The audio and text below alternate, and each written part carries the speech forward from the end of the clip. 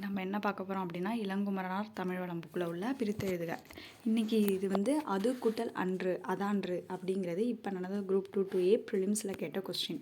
அதே மாதிரி இதுக்கு கீழே அடுத்த பேஜ்லேயே வந்து குரூப் 4லேருந்து ஒரு கொஸ்டின் கேட்டிருந்துருக்காங்க. அது என்னென்னு பார்க்கலாமா? அம்மை அப்படிங்கிறது இடைச்சொல். அது எப்படி கேட்டிருந்தாங்க அப்படின்னா அதாவது 4 ஆப்ஷன் கொடுத்துட்டு இதில் எது இடைச்சொல் தொடர் அப்படின்னு கேட்டிருந்தாங்க. அதில் அம்மை வாழி தோழி இதுதான் வந்து ஆன்சர். அதுக்கு ஆப்ஷன் வந்து இதுதான் ஆன்சர்னு கொடுத்துருந்தாங்க. அப்போது அம்மைங்கிறது இடைச்சொல்னு தெரிஞ்சால் தான் நம்ம ஆன்சரே பண்ண முடியும். இது வந்து குரூப் 4ல் கேட்டிருந்த கொஸ்டின். இப்போ போன குரூப் 4ல் இது என்னென்னு பார்த்துடலாமா? அது கூட்டல் அன்றுங்கிறது எப்படி புணர்ந்ததுன்னு பார்க்கலாம். மேலே இருக்கிறத போட்டு குழப்பிக்க வேணாம் சொல்கிறேன். அதுங்கிறது என்ன? ஒரு சுட்டுச்சொல்.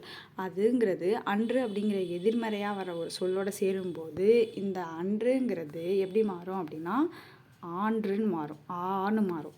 அப்போது இப்போ இத்து கூட்டல் ஊ தான் என்ன? தூ. அதில் ஊ போயிடும். இத்து கூட்டல் ஆ சேர்ந்தா என்னாகும்? தா. அதான் தா, அதான்று அப்படின்னு புணர்ந்திருக்கு.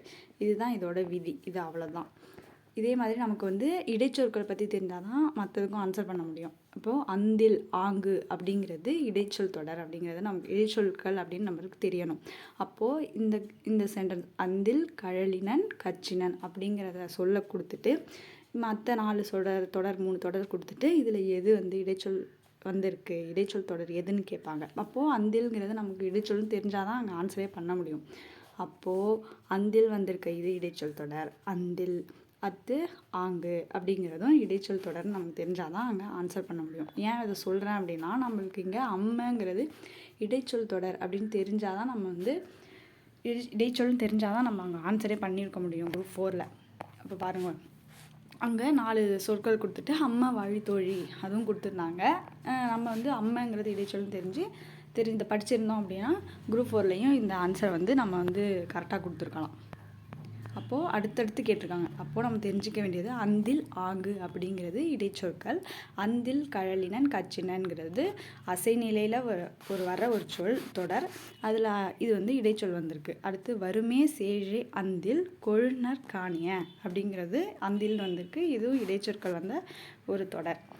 ஆங்க திறனல்லையாம் கழற அப்படிங்கிறது அசைநிலையில் வந்த ஒரு தொடர். அதில் ஆங்கு அப்படிங்கிறது இடைச்சொல். இங்கேயும் ஆங்காங்காயினும் ஆக அப்படிங்கிறப்போ இதுவும் இடைச்சொற்கள் வந்த ஒரு தொடர் தான். அப்போது ஆங்குங்கிறதும் இடைச்சொல் தொடர், அந்தில்ங்கிறதும் இடைச்சொல் தொடர்.